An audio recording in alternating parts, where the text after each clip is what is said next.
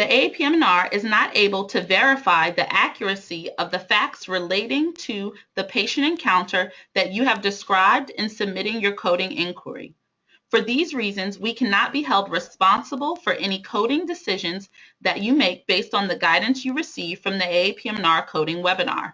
It is your responsibility to code for only what you do during a patient encounter. For legal advice related to reporting services under the Health Insurance Portability and Accountability Act, contact a qualified healthcare attorney. Now I will introduce you to your speakers for today. Dr. Jeffrey Brault is a consultant and assistant professor at the Mayo Clinic in Rochester. He is chair of education for the Department of Physical Medicine and Rehabilitation. He is also the AAPM&R advisor at the AMA CPT editorial panel and a member of the AAPM&R Reimbursement and Policy Review Committee. Dr. Scott Horn is an interventional spine specialist at APM Spine and Sports Physicians in Virginia Beach. He is also the AAPM&R Annual Assembly Coding and Reimbursement Workshop Director and a member of the AAPM&R Reimbursement and Policy Review Committee. Dr. Annie Purcell is a private practice physician in Redding, California, where she is the co-owner of Redding Spine and Sports Medicine. She is also the AAPM&R alternate advisor at the AMA CPT editorial panel and a member of the AAPM&R Reimbursement and Policy Review Committee. At this time, we will begin the previously submitted questions.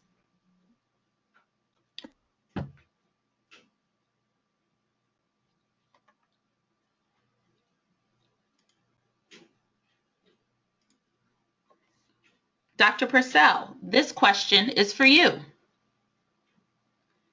99213 E&M code when performing trigger point injections, nerve blocks, or OMT. My understanding was that the E&M code cannot be billed at the same time unless it is regarding a completely separate issue, diagnosis, than that for which the procedure is being performed. In this case, you don't actually have to have a separate diagnosis in order to bill for an E&M on the visit, but there must be some type of management which is done beyond just deciding to proceed with the injection. For example, prescribing a medication or prescribing physical therapy or ordering additional workup. Dr. Purcell, this question is also for you. Billing Medicare for the new function codes for physical therapy. When the evaluation is performed by a physiatrist, do you bill 99213 follow-up visit with the G code plus modifier and the GP modifier? Or is the real question, can an MD bill for a patient eval 97002 just like a therapist? So I think the real question is, can an MD bill for a physical therapy eval 97002 like a therapist? And first of all, E&M codes are not billed with the GP modifier. This is only used on the physical therapy codes. The physical therapy evaluation codes may be billed by any physician or qualified healthcare professional, however. Dr. Horn, this question is for you. A patient presents with shoulder pain. Dr. Murphy sees the patient as a physician, determines PT is necessary, does an initial PT evaluation on the patient, and the PT assistant performs therapeutic procedures. Not sure if the 59 modifier should be on the 97001 or the 97014. Is this correct? So the 97001 code is the therapy code, and it's important to realize that that's in addition to other services. So if they're significant enough to report, then you would report it. You have to make sure there is separate effort above and beyond for the provider in addition to another procedure. But 97001 is not used with the modifier 25, as the modifier 25 is used for your evaluation and management. And modifier 59 isn't necessary to use as well. So essentially, when 97001, your therapy code, or the therapy evaluation is used, it is not considered an inclusive component of other procedures. So in this case, you would essentially do your new patient visit at 99203 with a modifier 25, and then a 97001 with your GP modifier, and then your 97014 with your GP modifier. Dr. Horn, this question is also for you. Can doctors charge these two Botox CPT codes at the same time, 64644, 64643, having done 8 injections to one extremity, left leg, and 1 injection to another extremity, left arm? Yes, so in this instance, a physician is essentially doing botulinum toxin injection to 2 extremities, but one extremity excuse me, is much more involved than the other, where you're doing 5 muscles on one and maybe only 1 or 2 on the other. And so in this instance, you could bill both at the same time at 64644 and 64643. These are only reported once per extremity, and you would only report 1 base code per session as well. So essentially in this instance, yes, you would do 1 of each, 64644 and 64643. Dr. Bro, this question is for you. Can I bill extra if I aspirate a joint and inject the same joint?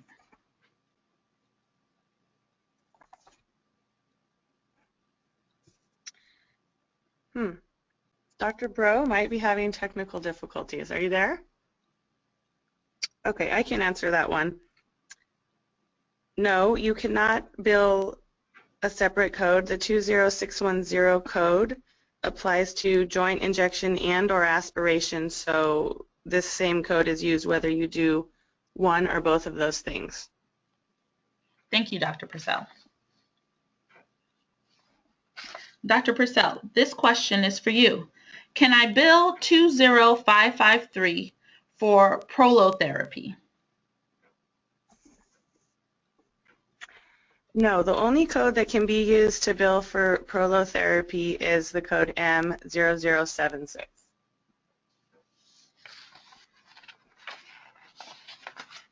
Dr. Horn, this question is for you.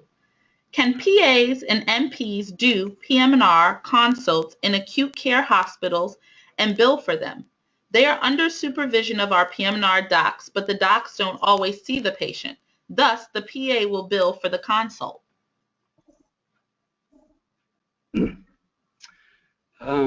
So as of 2010, Medicare no longer pays for consultation regardless of provider. So all what we used to consider consultations are really now billed as new or established patients. So that's the first part of the question. Although I think they're really getting at is, can the nurse practitioner or PA see new patients or an established patient with a new problem? First, they want to make sure they check their scope of practice, and they want to check their hospital policy as well. Services to new patients and established patients with a new problem or change in plan of care by the nurse practitioner should be billed by the nurse practitioner, and these services are not considered as incident to. Thank you. We're going to try Dr. Bro again. I think he's on now. Can medication be separately billable with chemodenervation? If so, with what codes?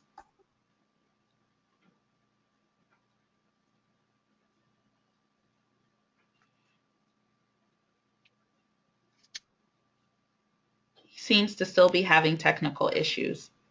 Yes, they can. J0585 times the number of units may be used.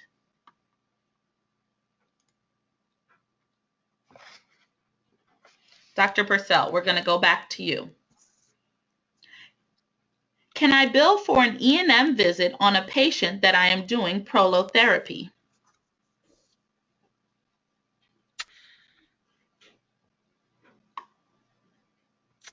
In general, you do not want to bill for an E&M visit if it has been predetermined that the patient will be getting prolotherapy on that date of service. You can bill for an E&M visit on a patient you're doing prolotherapy on if there's other types of issues or medical management other than the prolotherapy being addressed that day.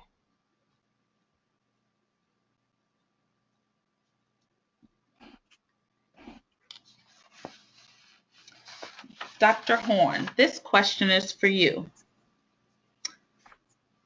How to best communicate that FIM data is complex data? FIM data, we usually recommend submitting it to the payer with a summary of actually what was reviewed and what discussions took place along with the data and the person who tested. Thank you. Dr. Purcell, this question is for you. Can incident to billing with 100% reimbursement be applied when a PA or NP does the initial visit? The answer to that question is no. Medicare claims provided by PAs and NPs can be submitted using the PA or NP's NPI number and then reimbursed at 85% of the physician fee schedule. There are very stringent documentation requirements which must be met to bill incident to, and the physician documentation requirements are often not met, and incident to may not be applied to the initial visit. Dr. Purcell, this question is also for you. Can incident to billing be used in the inpatient or Sniff setting? No, the incident to billing can only be applied in the outpatient clinic setting and not in the inpatient or Sniff setting. So in that case, the billing would have to be using the PA or nurse practitioner's NPI number. This is another question for Dr. Brill that I will answer for you. Can we bill for using ethyl chloride as a local anesthesia? If so, what code or modifier do we use? The answer to that question is no, it is not separately billable.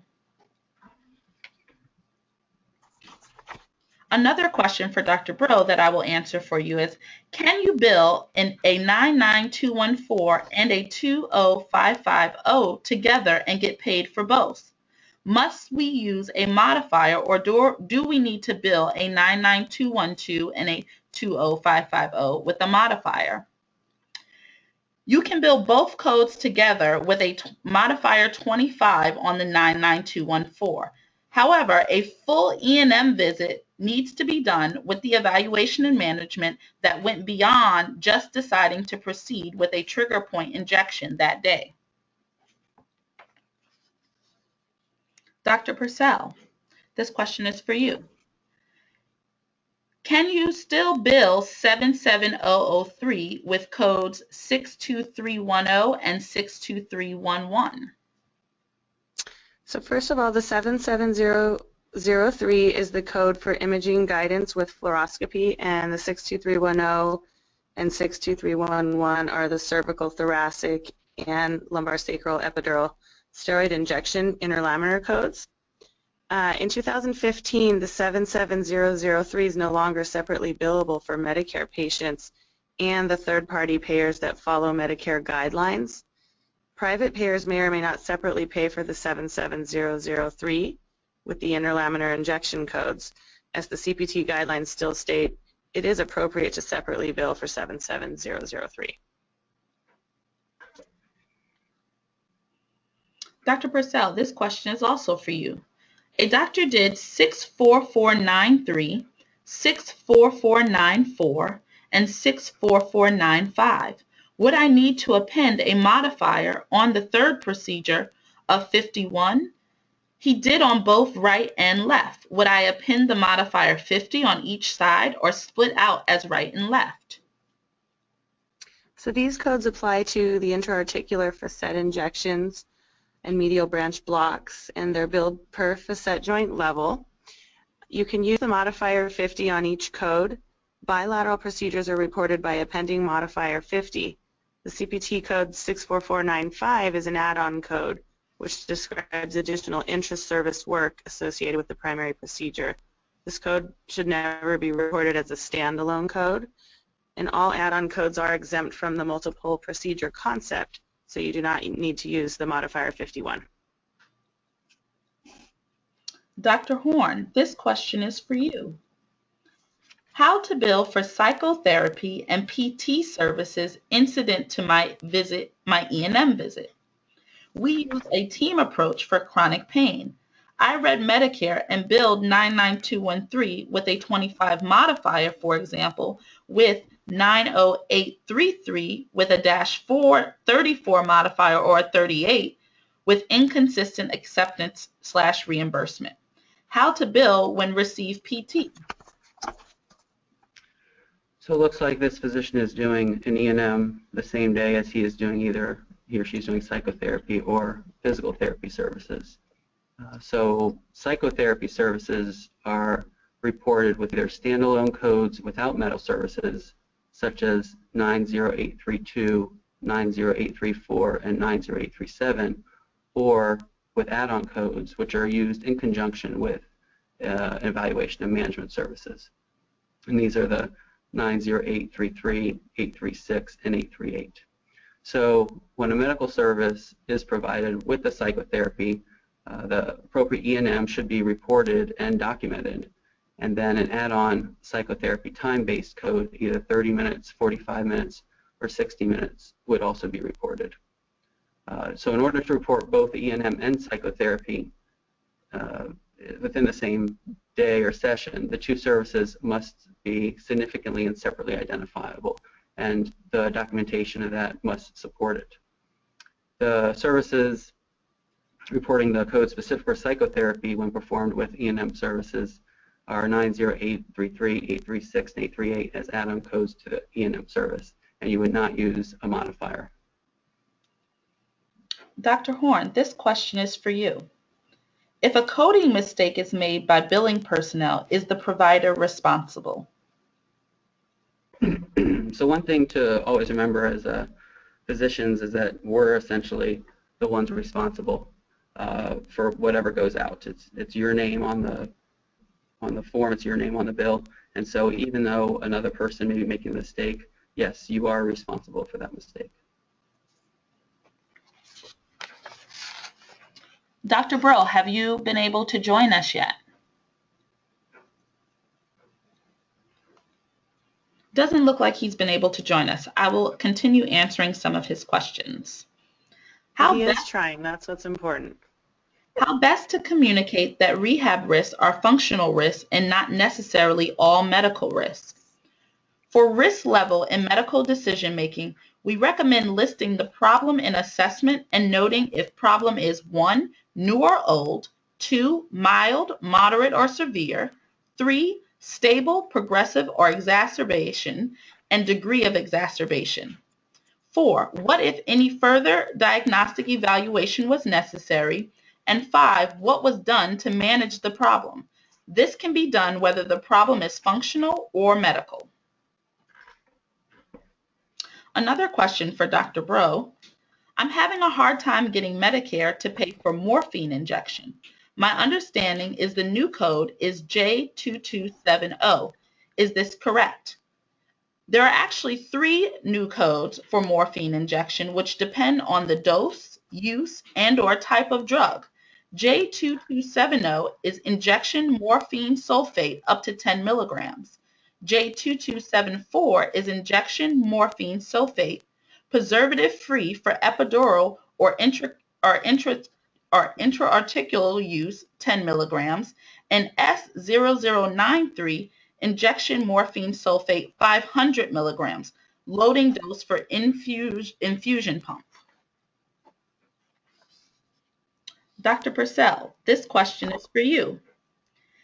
How do I bill for different level procedures that may or may not be on the same side? This would depend on which service is provided, but typically with the 59 modifier, which is for a distinct procedural service, under certain circumstances, it may be necessary to indicate that a procedure or a service was distinct or independent from other non-E&M services performed on the same day.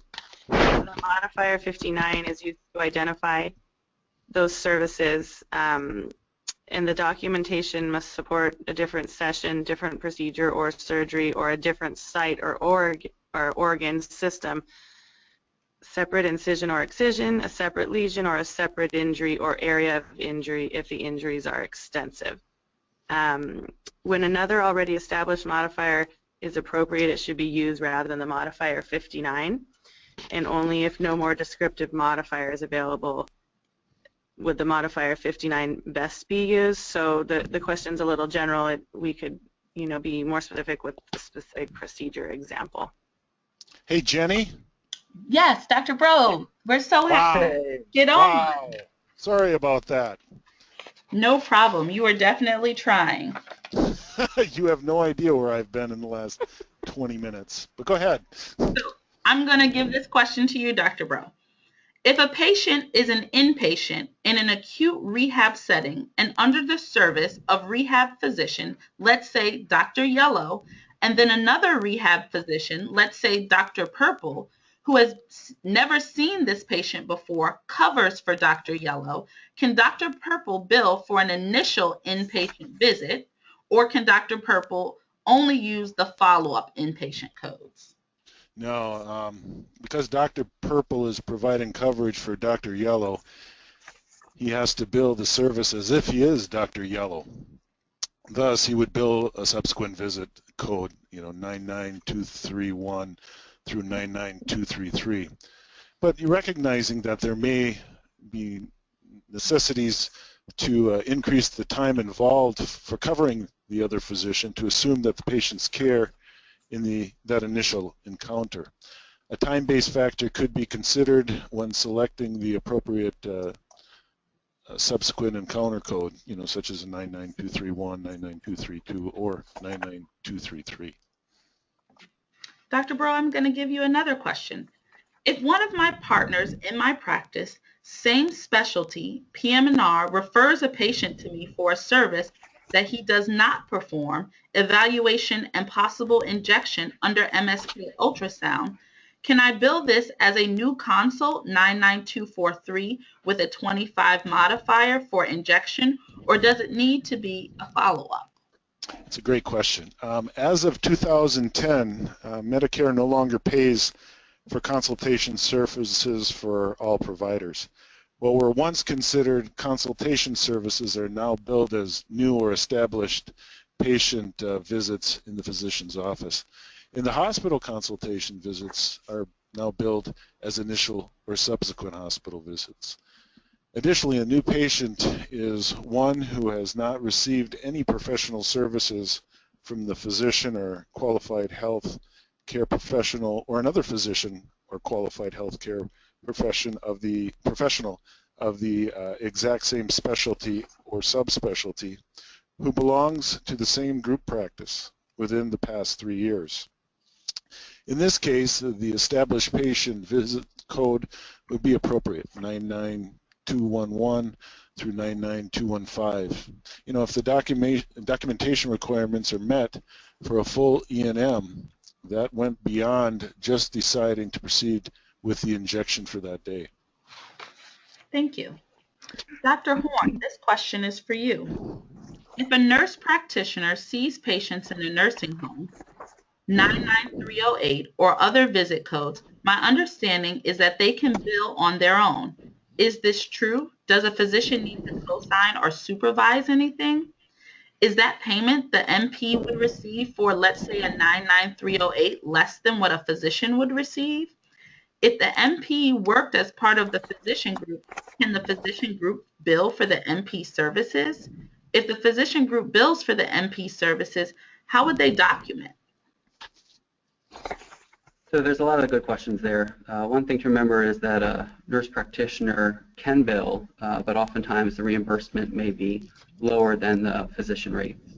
In this instance, where it's a nursing home, one thing to make sure you take a look at is the individual nursing home policies and/or the state regulations as well, in order to see what sorts of supervision that facility or the state requires. One example is, just so you guys know what's out there, is in Tennessee, let's say that they have 20% of their total volume in a year has to be directly reviewed and signed by the supervising physician or appropriate physician. So just make sure you get all that straight before your nurse practitioner is seeing all those patients. Dr. Purcell, this question is for you. What diagnosis code would be used to indicate ADL impairment? We have seen 799.89 and V49.89 used. There's actually no specific ICD-9 code for ADL impairment, so the appropriate diagnosis code would be whatever is causing the impairment. Dr. Bro, this question is for you. Is scribing allowed by Medicare? Yes. This question is also for you, Dr. Bro. Is there any problem with a PM&R physician interpreting and billing for spine x-rays we do in the office? Actually, you can bill for them as long as you create a separate report. Dr. Horn, this question is for you.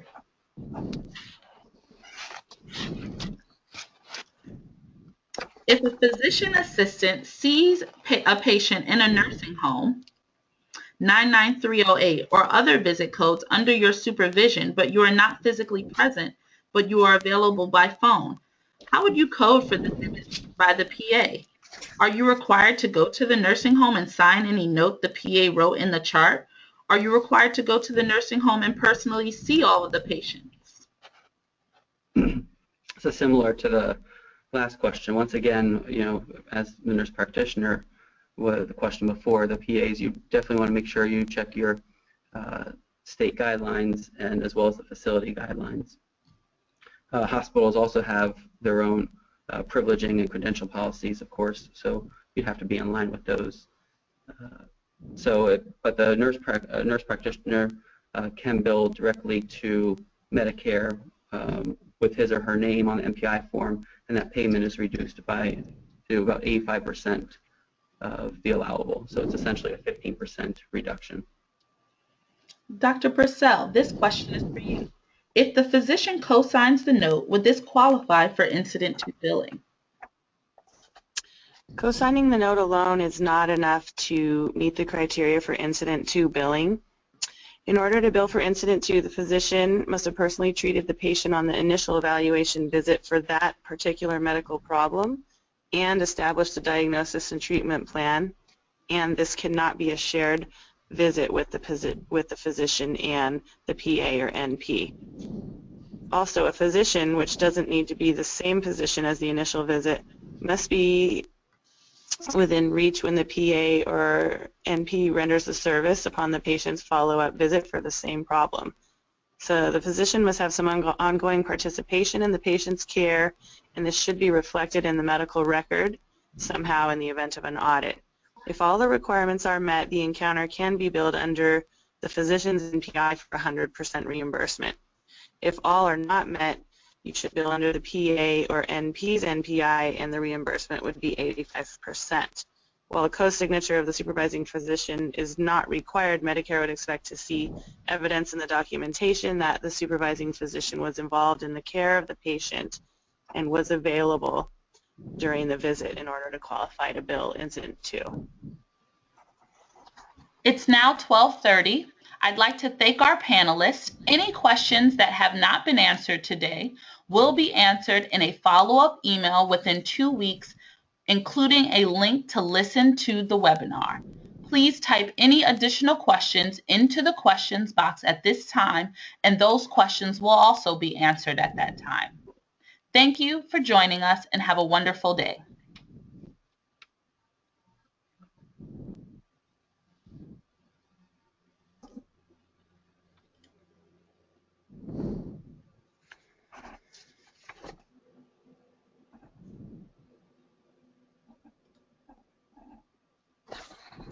Are we still on? What's up? Yes, we're still on.